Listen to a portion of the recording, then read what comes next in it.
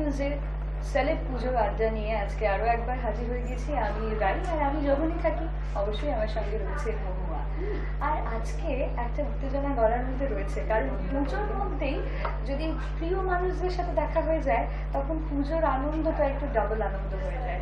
আর আজকে এই মুহূর্তে আমাদের সঙ্গে দুজন স্পেশাল গেস্ট রয়েছেন, যাদেরকে আপনারা সবসময় টেলিভিশনের পর্দায় দেখেন, আবার একসাথে অনেক সময় ফেসবুকে ছবি দিতেও দেখেন। সেটা ভালো লাগা দুজনের আছে সেরকম ব্যাপারটা না, কারণ দুজনে একসাথেই থাকেন। তারা হাজব্যান্ড ওয়াইফ, আর তার সঙ্গে সঙ্গে তারা টেলিভিশনের এবং ফিল্মের খুব জনপ্রিয় দুজন অভিনেতা অভিনেত্রী, আমার ভীষণ প্রিয় তথাগত দা এবং দেবলীনা দি।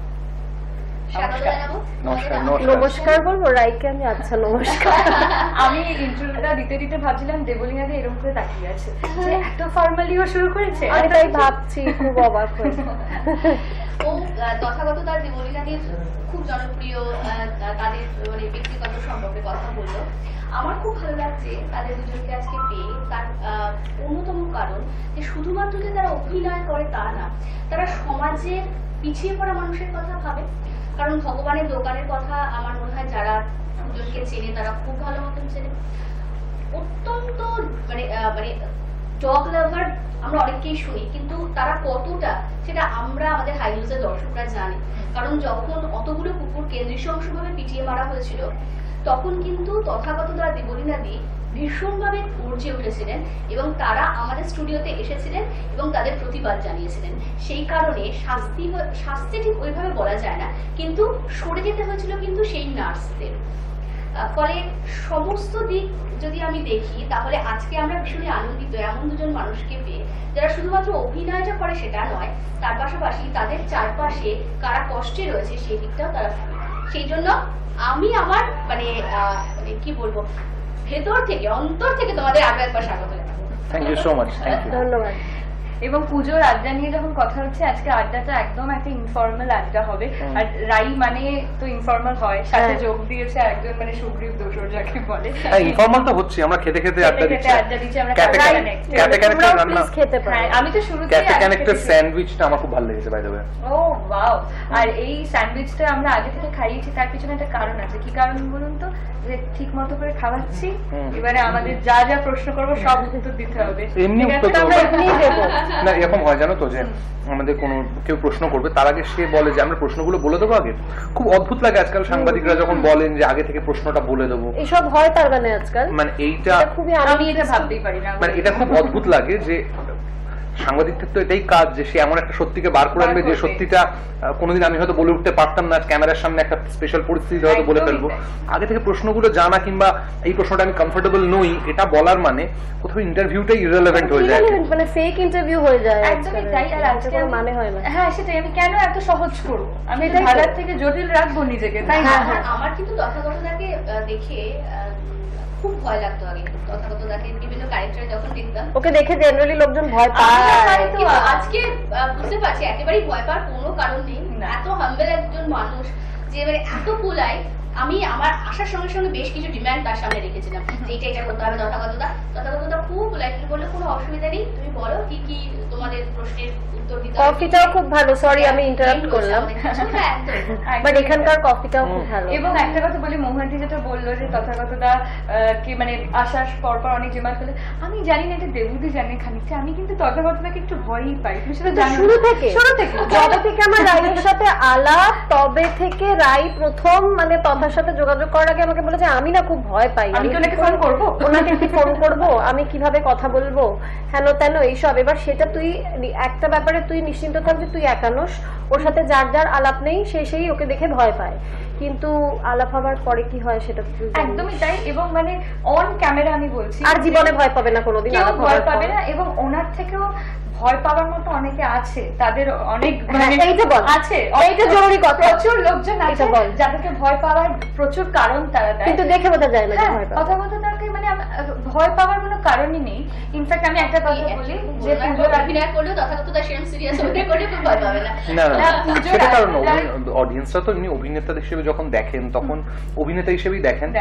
আর বেসিক্যালি আমার ধারণা যে তোমরা ভয় ইত্যাদি বলছো, যেহেতু সাধারণ ভারতীয়দের গড় হাইট ধরো 5'7" কিংবা 5'8" হয়, আমার হাইট যেহেতু 6'1", ফলে লম্বা চওড়া একটা লোক, খুব স্বাভাবিকভাবে ছোটবেলায় সেই লোকটাকে আমরা ভয় পেতাম যে আমাদের থেকে একটু বেশি লম্বা হতো কিংবা তাকে প্রায়োরিটি দিতাম।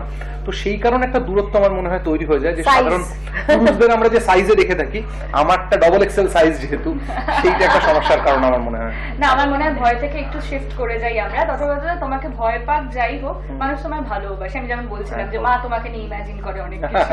তো তুমি বলো যে তোমরা পুজোর সময় খুব একটা কলকাতায় থাকো না, সেটা আমি জানি, আমরা ছবিও দেখি, বাট কখনো তো এমন হয় পুজোর আগে কোথাও গেলে বা কোনো একটা গ্যাদারিং এ গেছো, সেখানে তোমার সাথে কোনো ফ্যানের কোনো একটা মজার ইনসিডেন্ট তুমি বলো, এইটা দিয়েই আমরা ভয়টা কাটিয়ে শুরু করতে চাইছি। আমার মজার ইনসিডেন্ট মনে পড়ে, 2-3টে মজার ইনসিডেন্ট আমি প্রায় বলি আর কি, অন্য কনটেক্সটে বলি, আজকে অন্য কনটেক্সটে বলছি।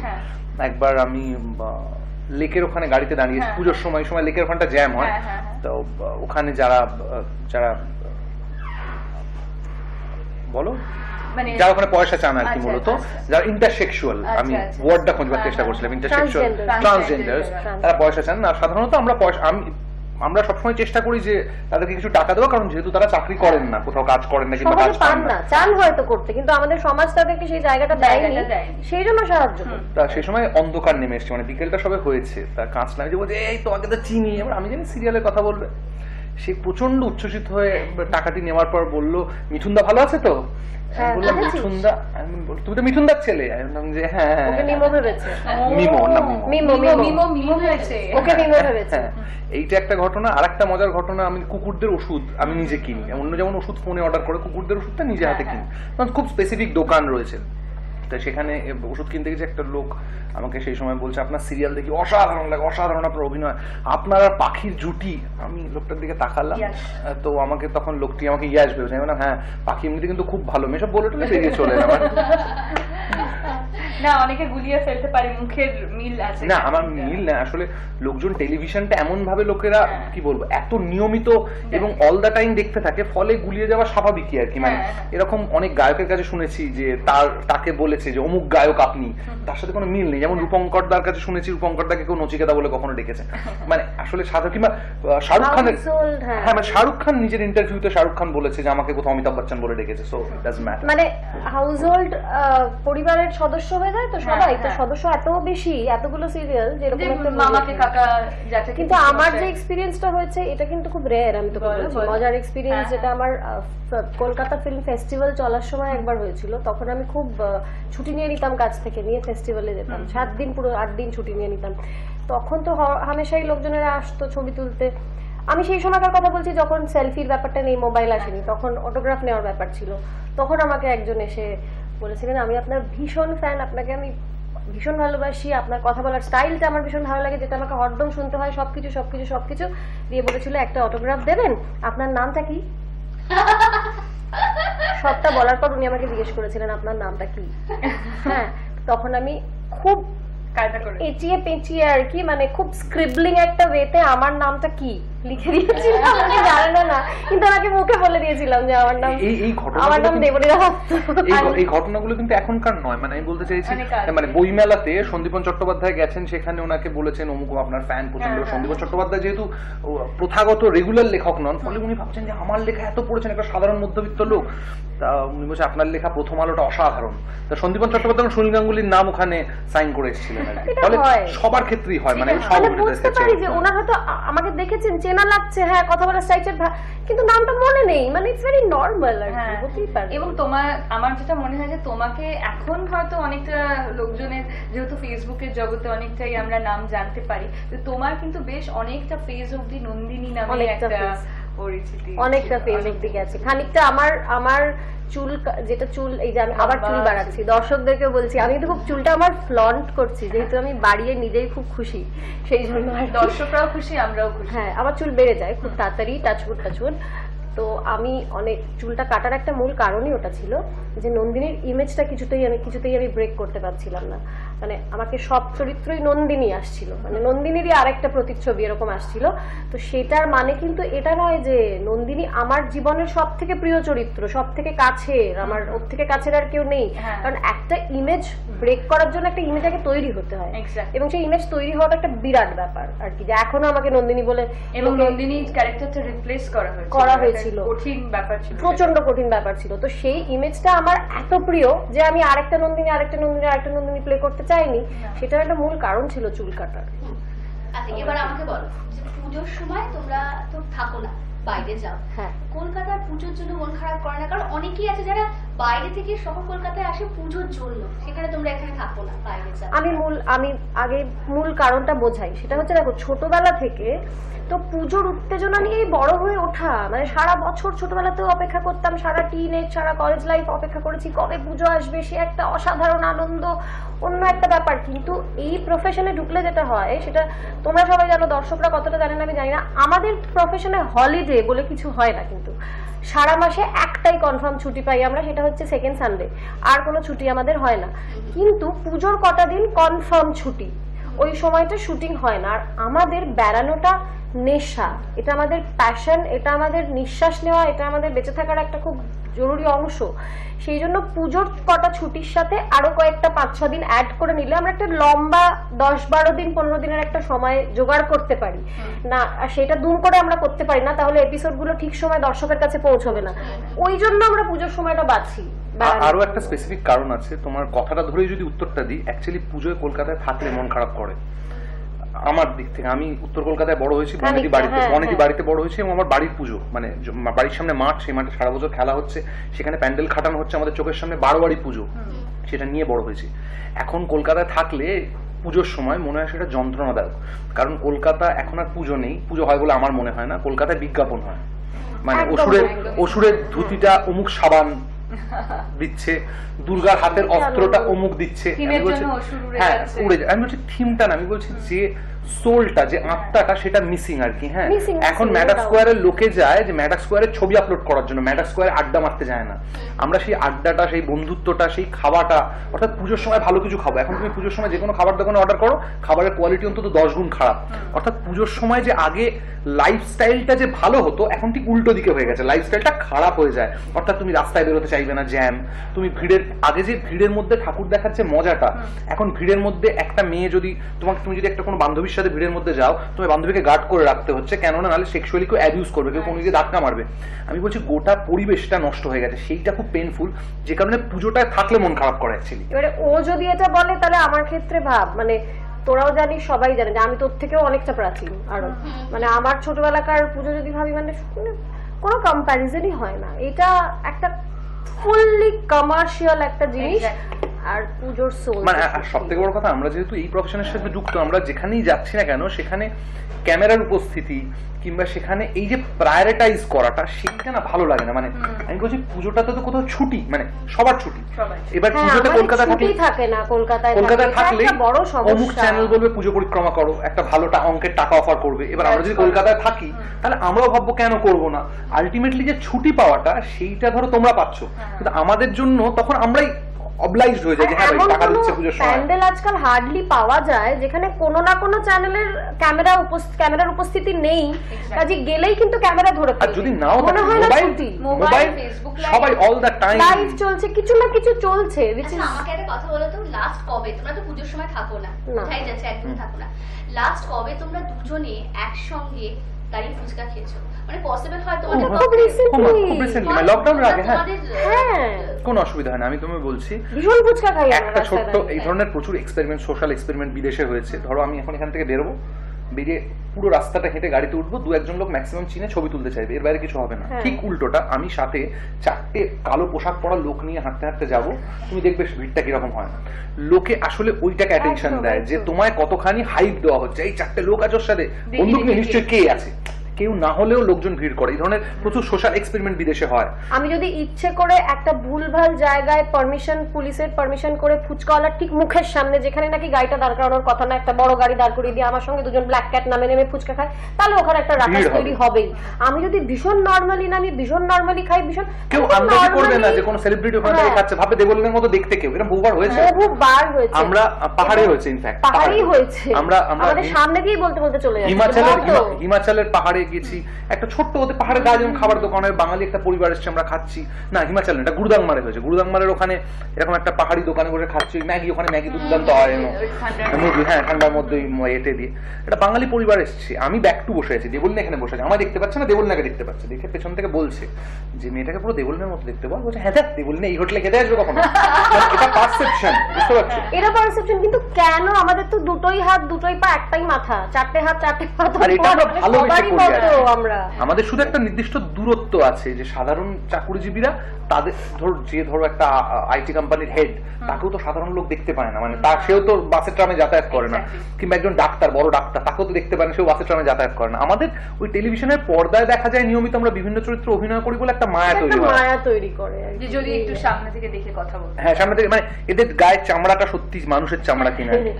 তার জন্য নরমালি লোকজন আসে সেলফি তোলে, সেটা খুব এনজয়েবল, সেটা part of our job, disturbance কিছু হয় না তার জন্য। আমার মনে হয় এই যেভাবে কথাটা বলছে, এখন আমি যে খেলার কথায় চলে যাব, তুমি জানোই আমি আবার খেলতে খুব ভালোবাসি, এবার পুজোর খেলাটা দেবলিনা দিয়ে এত মিষ্টি ভাবে খুবই ভীষণ এনজয়েবল একটা ব্যাপার হচ্ছে, তখন যাতে তুমি না বলো যে কঠিন কঠিন প্রশ্ন রেখেছি। আমার তো কঠিন ভালো লাগে। একটা মজার খেলা, সেটা হচ্ছে তথাগতটা তুমি দুজনেই খেলবে, এখানে একটা চিটস আছে, যেটা তুমি করবে সেটা হচ্ছে চিটসটা তুলে তুমি নিজে নামটা দেখবে, আমাকে দেখাবে, ওকে দেখাবে না, তুমি ওকে ক্লু দিতে থাকবে, ওকে নামটা গেস করতে হবে, আচ্ছা ঠিক আছে? আচ্ছা। ফর এক্সাম্পল ধরো রাই তুললো, কথা বলে ক্লু দেবে? হ্যাঁ কথা বলে, নট লাইক দামশের রাত। না, ও ধরো ক্লু দিল যে আগে একটা বেতার জগতে কাজ করতো, এরকম করে ওই সেরকম।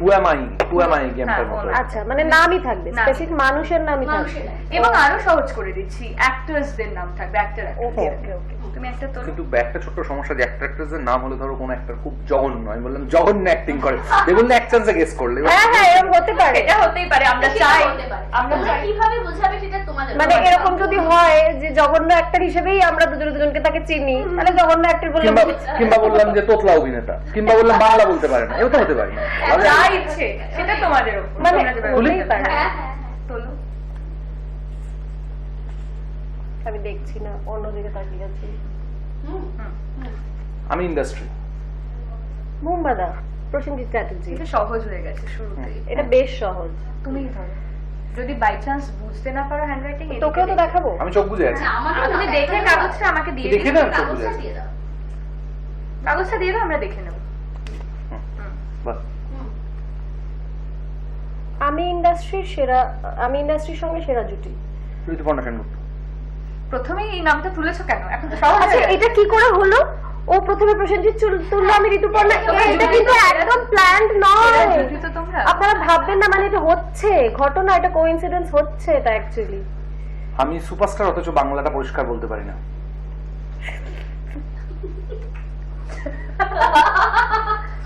আমি জানি কি, কিন্তু আমি বলছি দেখ, তুমি এই তো, বেশ, হয়ে গেল। আর আমি আবার বলতে চাচ্ছি তুমি অন্য গেস করো। মিষ্টি, আমি তুলেই দিয়ে মানে দিলাম। দেশ খুব মিষ্টি, এটাই বলছি আর কি।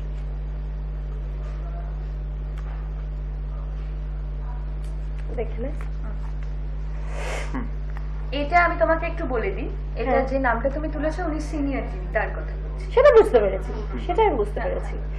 এটাতেই ও বুঝে গেল বোধহয়। না বুঝতে পারি না না। না না, ও অতটা ওকে তুমি আমি সম্প্রতি হিন্দি একটি কাজে, আমি বাংলার অভিনেত্রী, কিন্তু আমি সম্প্রতি হিন্দি একটি কাজে অসাধারণ অভিনয় করেছি। আমার চুলটা এখন স্বস্তিকা ছোট- মুখোপাধ্যায়। হ্যাঁ হ্যাঁ হ্যাঁ। আমি এবার খুলে হ্যাঁ। দিচ্ছি। তাই আরো কাজ। স্বস্তিকা খুশি হলি নিশ্চয়ই শুনে, আমরা কিন্তু তোর কাজটা দুজনেই খুব ভালো লেগেছে আমাদের অভিনয়। আমার সাথে ইন্ডাস্ট্রির যে দু একজনের কথা হয়, যে দু একজনের সাথে আমার যোগাযোগ আছে, তাদের মধ্যে একজন। তোর সাথে আমার সাথে যে ইন্ডাস্ট্রির দুজন ছেলের যোগাযোগ আছে, দুজন যাদের সাথে আমার কথা, তাদের মধ্যে একজন। অ্যাক্টর? একটা এদিকে তাকাও তুমি। কদিন বলবো না, না না না, আমরা চিটিং করি কদিন না। আগেও কথা আমরা হয়েছে, একটু বিশেষ রাখতে কদিন আগেও কথা হয়েছে। বিক্রম। না বলি, ঠিক আছে, একটু সময় নিয়েছো তুমি। হ্যাঁ, তোমাকে আসলে খ দিতে পারছি না, খ দিচ্ছি। দুজন, তিনজন আর দুজন আছে। আমি ভাবছিলাম দুজনের মধ্যে কোন জন। ওই কদিন আগে কথা বিক্রমের সাথে হয়েছে। আচ্ছা এবার এবার এবার এবার game. প্রশ্নে যাই প্রশ্ন। শেষ হয়ে গেল এটা? এইভাবে একটু মজা হচ্ছিল। আরো মজা হবে। আচ্ছা এবার এবার একটু মানে তোমাদের একটু যদি পিছনে নিয়ে যাই, মানে একটু পুরনো স্মৃতি যদি তোমাদের সেখানে তোমরা পৌঁছে যাও। তোমাদের প্রথম বছর পুজো কেমন কেটেছে একসঙ্গে আসার পর? প্রথম বছর পুজো আমরা বাইরে ছিলাম। বেড়াতেই গিয়েছিলাম। আমরা বছরে 3-4 বার বেড়াতে যাওয়ার চেষ্টা করি। প্রথম বছর পুজো আমরা করবেটে ছিলাম, করবেট এবং নৈনিতালে ছিলাম, এবং সেখানে দারুণ একটা মজার ঘটনা ঘটেছিল। বলো না। সেটা হচ্ছে নৈনিতালে আমরা যেখানে ছিলাম সেটা আর্টস কোর্ট, দেবুলিনা যখন প্রথমবার নৈনিতালে গিয়েছিল সেটা আর্টস কোর্ট বলে আমি একটা, তখন ক্লাসটাও বলে দিই, মানে আমি তখন ক্লাস 6-এ পড়ি, আমার প্রথম নৈনিতাল যাওয়া। সেখানে তখন আমি গিয়ে আর্টস কোর্টে ছিলাম, সেই স্মৃতিটা। এবার সেখানে আমরা আর্টস কোর্টেই থাকবো ডিসাইডেড। তো আমরা আর্টস কোর্টে আমরা নর্মালি এখন যখন যাই পুরোটা প্রি বুক করা থাকে আর কি, পুরোটা সবটা গাড়ি থেকে শুরু করে সবটা আমি নিজেরা অনলাইনে বুক করে যাই। তো আর্টস কোর্টটা আমাদের বুক করা ছিল না, কারণ আর্টস কোর্টে কোনো অনলাইন তখন অ্যাভেলেবিলিটি ছিল না। আমরা করবেটে ছিলাম তার আগে। তো আর্টস কোর্টে যখন গিয়ে পৌঁছই, দেবুলিনার একটা বিশাল বাংলোতে ছিল, তখনকার দিনের বাংলো। তো সেই বাংলোটা কিন্তু কি পুরো ফাঁকা। আর্টস কোর্টের ঠিক পেছনটাই একটা 5 স্টার হোটেল করে নিয়েছে আর্টস কোর্টের ভার্সন, কিন্তু সেই আর্টস কোর্ট আর নেই আর কি, আমি যেটা এবার দেখেছি। আমরা তখন বলি যে না, আমরা পুরোনোটাতেই থাকবো, কোনো ব্যবস্থা হবে কিনা। বলে স্যার আপনারা থাকতে পারেন, কিন্তু গোটা বাংলোটায় কেউ নেই, পুরোটা কাঠের। এবং আমরা যে রুমটায় ছিলাম সেটা ফায়ার প্লেস রয়েছে, এবং রুমটার সাইজ ধরে নাও 2000 স্কোয়ার ফিট, হ্যাঁ একটা স্যুট। এবার গোটাটাই কেউ নেই, মানে কেউ থাকে না তখন। আমরা বলছি আমরা থাকবো 30টা যদি হোটেলটায় রুম থাকে 30টাই ফাঁকা। স্মৃতিচারণা করার জন্য আমি নস্টালজিয়া খুব ভালো। 30টা যদি রুম থাকে 30টাই ফাঁকা, মানে তুমি যখন পায়ের চাপ দিচ্ছ, কাঠের পুরোটা তৈরি, আওয়াজ আর হচ্ছে। মটমট করে রাত্রিবেলা আওয়াজ হচ্ছে আপনাকে, এবং রাত্রিবেলা ক্যান্ডেল ছাড়া কিছু নেই, আর ঠান্ডাতে তোমার কিছু এসি তো দরকার নেই। আমরা অনেকগুলো ক্যান্ডেল কিনেছিলাম সন্ধ্যেবেলা গিয়ে, মনে মানে আছে? ভয় করবে রীতিমতো আর কি, গা ছমছম করবে।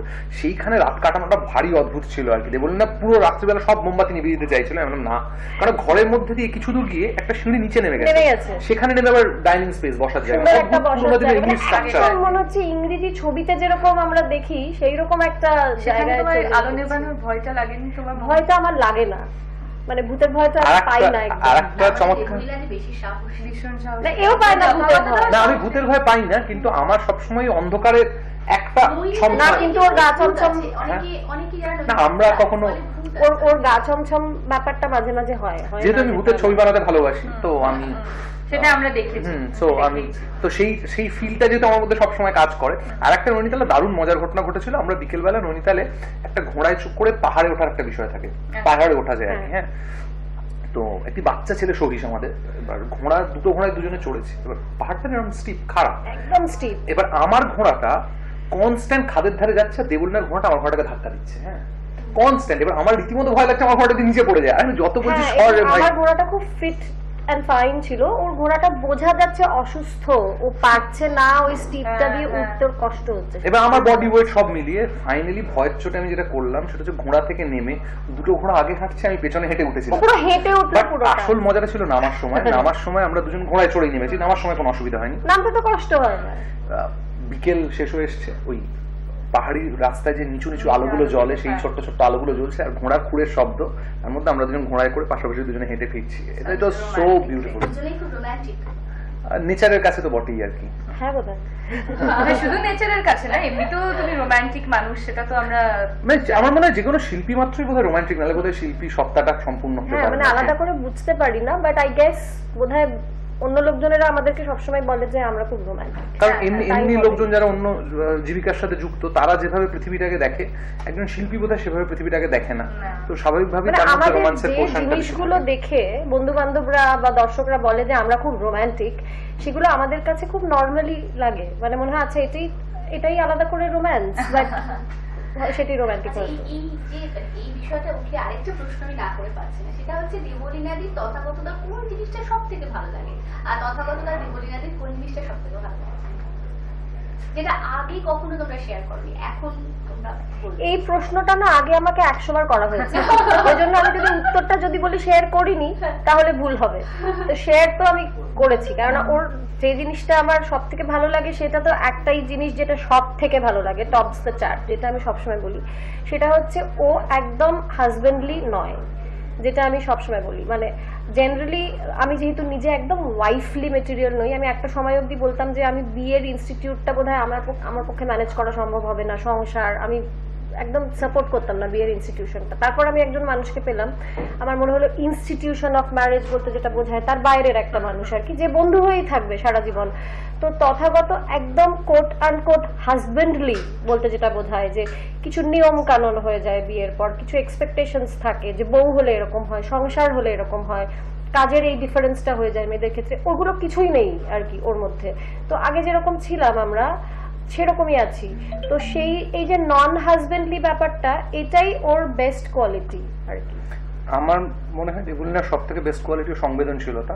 ও যে কোনো মানুষের দিক থেকে ভাবতে পারে, যে কোনো মানুষের অ্যাঙ্গেল থেকে ভাবতে পারে, সেইটা ওর একটা মস্ত গুণ। এবং যে কারণে আমার মনে হয় যে আমার মস্ত গুণ যেটা, আমার যেটা মনে হয় ও যেটা বলেনি, যেটাও সব জীবনের হয়তো যে কোনো মানুষের জীবনে সব থেকে বড় সমস্যা, আমার একটা খোঁজ আছে। আমি একটা ট্রুথ, মানে আমি যদি এই স্যান্ডউইচটাকে আজকে ভালো বলি, আমি কালকের মধ্যে এটাকে খুঁজে বার করতে পারবো এটার মধ্যে কি খারাপ আছে। তো এই খোঁজটা আমাকেও ইভলভ করে হিউম্যান হিসেবে, সেইটাও যে টলারেট করতে পারে। এই যে খোঁজটা, প্রতিনিয়ত খোঁজ থাকলে একটা মানুষের, ধরো এই কফিটা খেলাম, বললাম ভালো কফি, এটা ওভার হয়ে গেল, এই ওভারটা আমার হয় না। আজ রাত্রিরেই বলতে পারে এটা জঘন্য, এটা জঘন্য, এবং সেটা আমি প্রুফ করবো যে কেন এটা জঘন্য। এবার এই যে নিরন্তর যে খুঁজে চলা, এই যে নিরন্তর যে খোঁজটা, সেটা ওর জন্য যে কোনো সুস্থ মানুষের আমার সাথে থাকার জন্য টলারেট করা, টলারেন্স লেভেলটা যদিও সংবেদনশীল না হতো, কিংবা আমার এই পয়েন্ট অফ ভিউ থেকে ওই পয়েন্ট অফ ভিউতে শিফট করার যে গল্পটা, সেটা বোঝবার জন্য যে সংবেদনশীলতার প্রয়োজন, সেটা ওর আছে বলেই ডেফিনেটলি আমার মনে হয় যে আমরা একটা সুস্থ জীবন, কিংবা আমরা একসাথে একটা দারুণ জীবন কাটাতে পারছি। এবং সেটা শুধু আমার ক্ষেত্রে, অন্যান্য মানুষদের ক্ষেত্রে এত চাপ তো নিতে হয় না, আমার ক্ষেত্রে চাপটা নিতে হয় আর কি। ও ভাবছে কোনো চাপ এটার জন্য নিতে হয় না, তার কারণ যদি প্র্যাকটিক্যালি দেখা হয় তাহলে এই ব্যাপারটা একটা কমিক্যাল ব্যাপার, যেটা ও বুঝতে পারে না আর কি। অ্যাকচুয়ালি এটা কমেডি চলে বাড়িতে, হ্যাঁ, মানে সকালবেলায় ফ্রাইড সসেজ আর সন্ধ্যেবেলায় ফ্রাইড সসেজ, কেউ খায় নাকি? বয়েলড সসেজ খাবো, এটা তো কমেডি। না, এটা তো ও যে পার্সপেক্টিভ থেকে দেখছে, সেই পার্সপেক্টিভ থেকে বিষয়টা নয়, ওইভাবে দেখছে তাই। আচ্ছা, ফেসবুকে দেখলাম তোমরা পোস্ট করেছো রিসেন্টলি তোমাদের অ্যানিভার্সারি ছিল। তোমাদের কি পুজোর আশেপাশে অ্যানিভার্সারি, মানে যেটা অক্টোবর, বহুবার আমরা বাইরেও থাকি অ্যানিভার্সারি। তো তোমাদের পুজোর সময় প্রত্যেকবারই তাই থেকেছে। হ্যাঁ, এবার তোমাদের বিয়ে হয়েছিল, পুজো কি আশেপাশে? না, পুজো না, সেইবার 5 অক্টোবর পুজো শুরু হয়নি। ওদের জিজ্ঞেস করতাম যে সেবারও কি বাইরে ছিলে? না, প্রত্যেকবারই বাইরে থাকি। বিয়ের পর থেকেই প্রথমবার 5 অক্টোবর আমরা কলকাতায় যেহেতু পুজো পড়ে। হ্যাঁ, একদমই তাই। আচ্ছা, শুভেচ্ছা জানাতেই পারি। হ্যাঁ, অ্যানিভার্সারি শুভেচ্ছা তো জানাতে পারি। অনেক শুভেচ্ছা।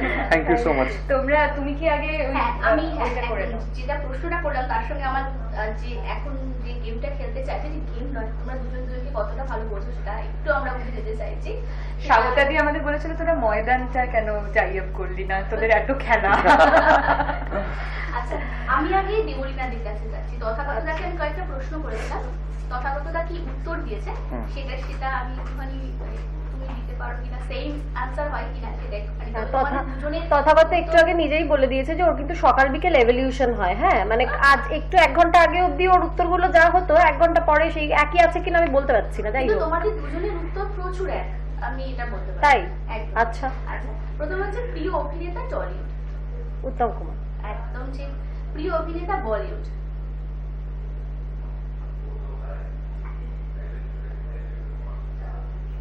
ইরফান খান। একদম।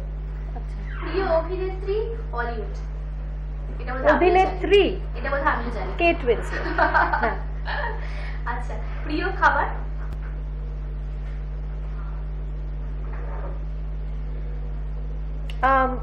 অ্যাজ ইন মানে কিভাবে বলবো, খাবার হিসেবে বলবো না, মানে স্পেসিফাই করবো না কন্টিনেন্ট, মানে ও কিভাবে বলেছে চাইনিজ, কন্টিনেন্টাল, এবং খুব সাধারণ একটা খাবার কথা। ও আলু ভাজা। এই আমার হাতে। ও এইটা তো আমি দেখিনি আলু ভাজা খাবার আর সময় পাচ্ছে না।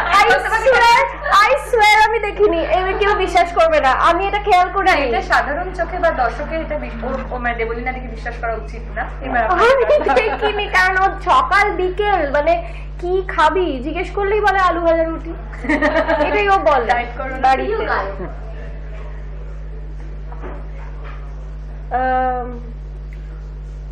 এক সময় তো ছিল এসপি বালাসুব্রমণিয়াম, এখন বোধহয় অরিজিৎ সিং। না, এটা কিন্তু মিলল না। এসপি বালাসুব্রমণিয়াম এক সময় ছিল, এখন বোধহয় অরিজিৎ সিং। গায়ক মানে মেল সিঙ্গার। গায়কের কথাই বলেছে। সোনু নিগম। হ্যাঁ, একদম রাইট। পরপর একটা তো মিলবেই। না, আর কোনো নাম আমি গেস করতাম না, সোনুটা না মিললে আর গেস করতাম না। প্রিয় ডেস্টিনেশন। আফ্রিকা। আচ্ছা, প্রিয় রাজনীতিবিদ। এমন একজনের নাম বলেছে আমি সত্যি অবাক হয়েছি, কিন্তু কোনো একটা দিক থেকে আমি ও আমি দুজনেই, আমার এটা বলতে কোনো অসুবিধা নেই, মানে রাজনীতিবিদ বিষয়টা একদম পছন্দ করি না, মানে রাজনীতি এবং রাজনীতিবিদ ব্যাপারটাই খুবই রেসপেক্টেবল একটা ব্যাপার, কিন্তু আজকের দিনে এমন একটা জায়গায় এসে ঠেকেছে, আমার বলতে কোনো অসুবিধা নেই যে আমরা একদম পছন্দ করি না। তো কিন্তু প্রেজেন্ট তথাকথিত সিনারিওতে এমন একজনের কথা বলেছে যাকে সবাই রেসপেক্ট করে, আমি এটুকু বলতে পারি। ডেফিনেটলি প্রেজেন্ট সিনারিওতে তো কারণ নামও বলতে পারবেই না, কারণ আমি জানি কেউ নেই। ও নিশ্চয়ই মানে it has to be either Che অথবা গান্ধীজি অথবা নেহেরু, সুভাষ। লাস্টেরটা হলো অনেক কটা গেস করা। কংগ্রেস? সুভাষচন্দ্র সুভাষ। টকিং কংগ্রেস? সুভাষ তো আমি তো মানে দেখো কংগ্রেস কেন বললি, মানে মানে কেন না, Why not guess কংগ্রেস? করছিলাম যে- মানে কে ঠিক ছিল, মানে সিভিক্স বুকটাও নিয়ে আসছে মানে একটার পর একটা সে থেকে তুই চলে এলি জওহরলাল নেহরু না? না, না, না, জওহরলাল নেহরু আমি পার্টিটা ভেবে বলি নেহেরুটা একটা খুবই মানে- বাজে গেস ছিল, মানে হ্যাঁ নেহেরু fine. ওর লিস্টে, হ্যাঁ মানে আমার লিস্টেও কোনোদিন নেহেরু থাকবে না, বাট আমি ওই সময়কার নামগুলো গেস করতে করতে আমার মনে হলো যে চে হতে পারে, তারপর মনে হলো গান্ধীজিও হতে পারে, সুভাষও একটা পসিবিলিটি হতে পারে। আমি কিন্তু মানে তোমরা কাপল বলেই এই প্রিয় রাজনীতিবিদটা রেখেছি। তো সুভাষটা মিলেছে। হ্যাঁ হ্যাঁ Okay, মিলেছে, at last মিলেছে। আদার্সের ক্ষেত্রে হয়তো এই মানে এই ইনফ্যাক্ট সুভাষটা রাসবিহারী বসু হতে পারতো, রাসবিহারী বসু হতে পারতো। ভাগিস রাসবিহারী বসু হয়নি, আমি ওই নামটা কোনোদিন গেস করতাম না, ভাগিস ওটা বলেনি। এবার হচ্ছে প্রিয় পোশাক। পাঞ্জাবি, তার সঙ্গে ধুতিটা আছে। ধুতি পাঞ্জাবি, হ্যাঁ হ্যাঁ হ্যাঁ। ধুতি পাঞ্জাবি। টলিউডে ভালো লাগার জুটি আমরা তা বলেনি কিন্তু। উত্তম সুচিত্রা। Right, উত্তম। হ্যাঁ, নিজেদের কি করে বলা সম্ভব হয়? না এটা তো আমি প্রভোগ করছিলাম পুজোতে যাতে কি ইশারা করে। করতে ভালো লাগে? পরিণাতি। পুজো করতে কি করতে ভালো লাগে? পুজোতে কি করতে ভালো পুজোতে লাগে? বেড়াতে যেতে হ্যাঁ, ভালো এটা লাগে। আমিও বলতে পারি। আচ্ছা এবার তথাগতরা। হুম। প্রিয় অভিনেতা টলিউড। উত্তম কুমার, এটা নিয়ে কোনো ডাউট নেই। প্রিয় অভিনেতা বলিউড। ইরফান খান, সেম। একদম। প্রিয় অভিনেতা হলিউড।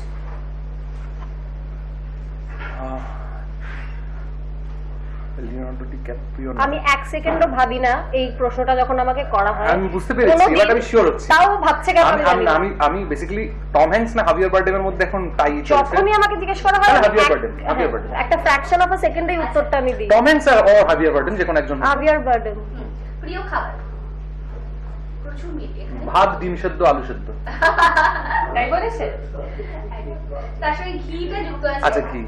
ডিমটা প্রথমে বলেছিল দেবতিকাদি, তারপর বললো আমি তো এখন ভেজ, আমি আচ্ছা, আমি তো- খাই না, কিন্তু হলেও হয় না হলেও হয়। হলেও হয় না হলেও হয়। আমি বলেছি গোবিন্দভোগ উইথ ঘি এন্ড আলু ভাজা ইজ মাই ফেভারিট। প্রিয় গায়ক। অরিজিৎ সিং, যেমন অরিজিৎ সিং। প্রিয় ডেস্টিনেশন। আফ্রিকা।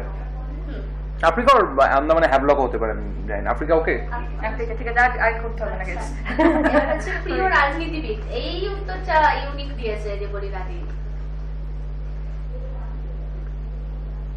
কখনো যে বলিনি তা না, না না, বলেছে। বহু সময় বলেছি, তর্ক বিতর্কের সময়, হুম। তর্ক করার সময় স্পেশালি আমি আমার বুঝতে কি পেরেছি। দেবার কথা। না না এটা দেওয়ার কথা না। তর্ক যখনই হয় তখনই আমি এটা বলি। দেখো, যদি ঐতিহাসিক দেবলীনার, যেহেতু হিস্ট্রি দেবলীনার সাবজেক্ট নয়, সেহেতু আমি ধরি এখনকার রাজনীতিবিদদের প্রথমেই সরালাম। হিস্ট্রি দেবলীনার যেহেতু সাবজেক্ট নয়, হিস্ট্রি মানে গান্ধী, নেহেরু কিংবা সুভাষচন্দ্র বোস কিংবা রাসবিহারী বোস কিংবা ওই সময় বল্লভভাই প্যাটেল, ওদের পলিটিক্সও দেবলীনা ইন্টারেস্টেড নয়। যদি তারও আগে ইয়েতে যাই, ঝগড়া করার সময় দুজন বলি। পলিটিশিয়ান পৃথিবীর শ্রেষ্ঠ, মানে আমাদের কনটেক্সটে, এটা হচ্ছে একটা শকুনি, একটা হচ্ছে কৃষ্ণ। কৃষ্ণ একদম। একদম তাই। প্রিয় পোশাক। শাড়ি। আমি অবাক। না, আমি কি ভাবছিলাম যে আমার প্রিয় পোশাকটা তো শাড়ি, তোর শাড়ি তো? হ্যাঁ না, হ্যাঁ শিওর হলাম।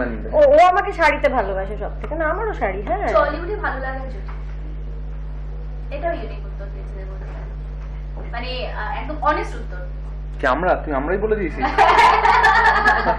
আমার ক্লু দেবো সহজে। হ্যাঁ, বলে দিয়েছে তো তখন আমরা, কারণ ও যখন আমারটা আমরা গেস করতে পারি, তার নিজেরটা আমরা guess করতে পারি। ওটাই বলবো নিশ্চয়ই, ওটা অ্যাকচুয়ালি উত্তরটাও শুনেই নিয়েছে আগে থেকে। আমার দেখ রিয়েল লাইফ জুটি তো মিন করেছে, আমার রিয়েল লাইফ জুটিতে সত্যি আমাদের ভালো লাগে। রিয়েল লাইফেও তো তোমাদের ভালো লেগেছে অন্তর্মহলে। হ্যাঁ, সেটা তো দর্শক বলবে, হ্যাঁ, কিন্তু হ্যাঁ। আদারওয়াইজ আমার ভালো লাগে আমাদের। আমি অনেস্টলি উত্তর দিয়েছি, কেউ কি ভাবলে ভাববে। আমি বললাম তো তুমি অনেস্টলি উত্তর দিয়েছো।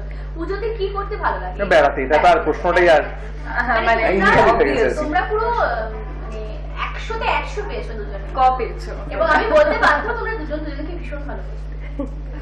এরপরে দেখো ও এত রিসার্চ করেছে তোমাদেরকে, কখনো বাইরে নিয়ে গিয়ে কখনো ইয়ে করে, অত তো সিরিয়াস আমি না, তোমরা জানো। ওই জন্য একটা ঢপের খেলা খেলবো, খেলাটার নাম হচ্ছে ঢপের খেলা। ঠিক আছে, সেটা হচ্ছে একটা টপিক দেবো, সেটাই তোমাকে মিথ্যে কথা বলে যেতে হবে অল্প সময়ের জন্য। বাট আমি যে টপিকটা দেবো সেটা ডিফারেন্ট করে, উল্টোটা বলবে তুমি আর কি। আমি যে টপিকটা দেবো, আমি ধরো বললাম তথাগতটা তোমার বর, তুমি বলে তথাগতটা তো কোনোদিন বিয়ে করিনি, কি করে আমার বর হলো? ও উল্টো মিথ্যে। আচ্ছা, সবই মিথ্যে বলবো। হ্যাঁ, সবই মিথ্যে বলবে। মানে তুমি কত ভালো মিথ্যে বলতে আর পারো। তুই যেটা দিয়ে শুরু করবি আমি তার উল্টোটা উল্টোটা বলবে। বলবো। আচ্ছা, ঠিক আছে, তাহলে আমি তথাগতটাকে দিয়ে শুরু করি। আগে একটু ভয় পাই তো, আগে ওনার কেসটা সলভ করে নিতে চাই। সিরিয়াসলি এখনো ভয় আমি পাই? একটু ভয় পাই সত্যি, আমার পাশে বসতেও একটুখানি ভয় লাগে। আচ্ছা, আমি শুনলাম যে তুমি নাকি কোনোদিনও টলিউডের কোনো নায়িকার সাথে প্রেম করোনি। না না, টলিউডের এমন কোনো নায়িকা নেই। আমি বলছি সেটা ধরো এখনো সাবিত্রী চট্টোপাধ্যায়, মাধবী আন্টি সবাই রয়েছেন, তাদের থেকে শুরু করে এখন অব্দি যতজন নায়িকা রয়েছেন এবং যারা আসছেন তাদের সবার সাথে আমি প্রেম করেছি। এবং যারা ধরো হব করছে, বাড়ি থেকে অডিশন তুলে পাঠাচ্ছে, তাদের সাথে আমি প্রেম করেছি বেসিক্যালি। কেননা প্রেম করাটা আমার মানে ধরো এখানে ঘন্টা বেসিসে করি আমি। কি হয়, দিনে তো 24 ঘন্টা, আর বুঝতে পারছো যারা বাড়ি থেকে অলরেডি অডিশন না, আলু ভাজা হাতে তুলে দিচ্ছি, আপনি হাতে তুলে দিচ্ছি, আমি ওনার দিকে যাচ্ছি। জিতে গেছো। এটা তথাগতটার পুরস্কার। হ্যাঁ, এটা তথাগতটা একটা আলু ভাজা পেয়েছে। এই এত সুন্দর, মানে সাবিত্রী চট্টোপাধ্যায় থেকে যারা বাড়িতে বসে অডিশন দিচ্ছে। এই তো স্বপ্ন স্বপ্ন বলে ফেলেছে। না, তথাগতটাকে দেখে তো মনে হয় যে খুব সিরিয়াস, খুব একটা প্রেমে টেমে পড়ে না, এরকম একটা প্রেমে পড়া বারণ গানটা শোনে কি দিনে? এটাই কি প্রশ্ন? না, আমি না না, প্রশ্ন হচ্ছে না, এমনি জিজ্ঞেস করছি। প্রেমে পড়া বারণ গানটাও ভীষণ শোনে, সেটা তোমার ভীষণ voice শোনে, শোনে, ঘটনা তোমার voice চক্রে। শোনে। না, আমার মনে হয় ও বোধহয় নিজেকে ওটা বারবার বলে। গানটাও কিন্তু অসাধারণ। গানটা তো অসাধারণ, নো ডাউটস অ্যাবাউট ইট, কিন্তু তথাগত প্রেমে পড়লেও আমার ধারণা সেটা খুব গাম্ভীর্যপূর্ণ একটা ভীষণ সিরিয়াস প্রেম হবে আর কি, মানে না, ফ্লার্টেশিয়াস এখন আমি প্রেম সব হবে থেকে বেশি না। জলপরীর গান শুনিছো। হ্যাঁ, আমি যেন অবশ্যই। অন্য কারোর ছবি প্রমোট করতে পারবো না না। না না, জলপরীর গান শুধু তুমি না, আমরা সবাই শুনছি এবং সবাইকে শুনতে বলছি। মানে তথাগত যেটা তুই বললি খুব সিরিয়াস টাইপের, এটা সত্যি। মানে তথাগত যদি প্রেমে পড়ে তাহলে ভীষণ সিরিয়াসলি পড়বে, একটু আমি বলতে পারি। বাবা, শুনে নিন আপনারা। এবার তোমার প্রশ্ন। একটা পেপারে একটা ইন্টারভিউতে পড়েছিলাম যে শাশ্বত চট্টোপাধ্যায়ের সাথে কোনোদিন মানে প্রেম করনি। শাশ্বত চট্টোপাধ্যায়ের সাথে আমি দীর্ঘ, মানে যতদিন এক আকাশের নিচে চলেছে 5 থেকে 6 বছর ধরে এক্সক্লুসিভলি শাশ্বতর সাথেই প্রেম করেছি। এবং আমার সাথে শাশ্বতের প্রেমের জন্য যখন শাশ্বতর বিয়েটা ঠিক হলো, তখন শাশ্বতর বিয়েটা প্রায় ভেঙে যাচ্ছিল আমার সাথে প্রেমের জন্য। তারপর আমাকে শাশ্বতর হবু বউ, যে এখন মহুয়া, তাকে গিয়ে বোঝাতে হয় যে না না, বিশ্বাস কর, আমাদের প্রেম ছিল, কিন্তু যেহেতু তোরা এখন বিয়ে করছিস সেহেতু আমি কথা দিচ্ছি যে আমি এই রিলেশনশিপটা ভেঙে দিলাম, আর আমি প্রেম করব না। তো তারপর ওদের বিয়েটা হয়ে যায়, তারপরেও আমি তারপরেও প্রেমটা চালিয়ে গেছি, আমি স্বীকার করলাম আজকে ওর সামনে। I am so sorry. আপনি এবং ফাইনালি বিয়েও করেছে, সেটা অবধি বল। লুকিয়ে বিয়ে করেছিলাম। ইমাজিনেশনটাকে একটু বাড়া। আরে আমি হলে তো বলতাম শাশ্বত চট্টোপাধ্যায়ের সাথে প্রেম কেন, শাশ্বতের সাথে আমি বিয়ে করেছি।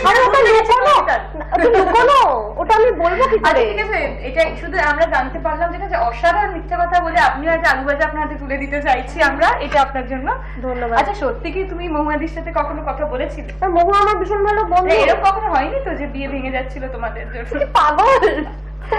কনভিন্সিংলি এরকম করে যখন অপুর যখন বিয়ে ঠিক হলো তখন থেকে, মানে বিয়ের আগে থেকে কিছুদিন কোর্টশিপ পিরিয়ড ছিল ওদের, তখন থেকে মহুয়ার সাথে আমার বন্ধুত্ব আর কি। আড্ডাক্রমের শেষের দিকে আমরা এগিয়ে যাচ্ছি। একদম আমাদের আড্ডার শেষের দিকে। আমি চাইবো আমাদের যারা দর্শক বন্ধুরা রয়েছে, আমরা যারা আমাদের এই অনুষ্ঠানে আসছেন প্রত্যেককে আমরা বলছি যে পুজো যাতে ভালোভাবে সেফলি তারা কাটায়, সেটা যদি তোমরা একটুখানি বলো, মানে তোমাদের মাধ্যমে যদি তাদের কাছে পৌঁছয় তাহলে আমার মনে হয় অনেক বেশি কাজ দেবে। যেটা বলার সেটা হচ্ছে করোনা নিয়ে প্যানিক করবার কিছু নেই, করোনাকে ভয় পাওয়ার কিছু নেই। কেননা করোনা এখন আমাদের নিয়ে বাঁচতে হবে। করোনা আর 5টা রোগের মতোই। করোনা যদি হয় তাই নিয়ে প্যানিক করবেন না। করোনার জন্য যেটুকু ওষুধ অ্যান্টিবায়োটিক খাওয়া সেটুকু খান, বাড়িতে থাকুন এবং সুস্থ হয়ে যান। করোনা নিয়ে প্যানিক করবার দিন শেষ, কারণ আমরা প্রত্যেকেই বুঝতে পেরে গেছি যে করোনা এখন পার্ট অফ লাইফ। তাই করোনা নিয়ে যারা প্যানিক ছড়াচ্ছে, ভয় প্রচন্ড, করোনাকে ভয় পান, করোনার জন্য বাড়িতে দরজা বন্ধ করে বসে থাকুন, সেটা সম্ভব নয়। কারণ আমাদের যাদের জীবিকা, অর্থ উপার্জন করতে হয়, রাস্তায় বেরোতে হয়, আপনাদেরকে অনেক বেশি পাবলিক ভেহিকেলে চড়তে হয়, তাদেরকে সেটা করতে হবে, কারণ আমাদের বাঁচতে হবে, কিন্তু করোনাকে পাশে নিয়ে বাঁচতে হবে। তাই যে প্রিকশন গুলো, যেমন মাস্ক পরা, হাত স্যানিটাইজ করা, হাত ধোয়া, এগুলো করতে থাকুন, পাশাপাশি বাঁচুন। আর যদি করোনা হয় তাহলে ওষুধ খান এবং সেরে উঠুন। করোনা নিয়ে প্যানিক করবেন না, কারণ বাড়িতে বন্দী হয়ে থাকা কোনো সমাধান নয়। মোটামুটি আমি যা বলতাম ও সবই বলে দিলাম। করোনাকে টার্মিনাল ডিজিজ ভাববেন না, it's not a terminal disease. আর একটা ভাইরাসের মতো করে ট্রিট যেমন জ্বর, ইনফ্লুয়েঞ্জা, ভাইরাল ফিভার, একটা ভাইরাস এই সময় ভীষণভাবে চারিদিকে ছড়িয়ে আছে, প্রিকশন নিন, জীবনটাকে থামিয়ে দেবেন না। অনেক ধন্যবাদ একদমই তাই। আমাদের এই অনুষ্ঠানে আসার জন্য আর আমাদের আড্ডা দেওয়ার জন্য। অনেক thank you so much. Share করলে আমরাও খুব মজা পেলাম। এবং এখনো অব্দি আমাদের এই যে এপিসোডস গুলো চলছে পুজো স্পেশাল রাতে, তাতে এই ফার্স্ট এপিসোডটা কিন্তু কাপল স্পেশাল হলো। তো থ্যাংক ইউ সো মাচ আমাদেরকে সেই সাহসটা দেওয়ার জন্য যে তোমরা অন্য কাপলও টার্গেট করো। থ্যাংক ইউ, আমি জানি তাই। নিজেরাও পুজো খুব ভালো একদমই। Thank you. তোমরা শেষে একটু জানতে চাই, তোমরা কি বাইরে যাচ্ছ? হ্যাঁ হ্যাঁ, আমরা এবার ড্রাইভিং ডিস্টেন্স, ড্রাইভিং ডিস্টেন্স হয়তো নয়, ড্রাইভিং ডিস্টেন্সের থেকেও বেশি দূরে যাবো, কিন্তু ড্রাইভ করে কিন্তু যাবো। ড্রাইভ করে যাবো, সেটাই অ্যাডভেঞ্চার।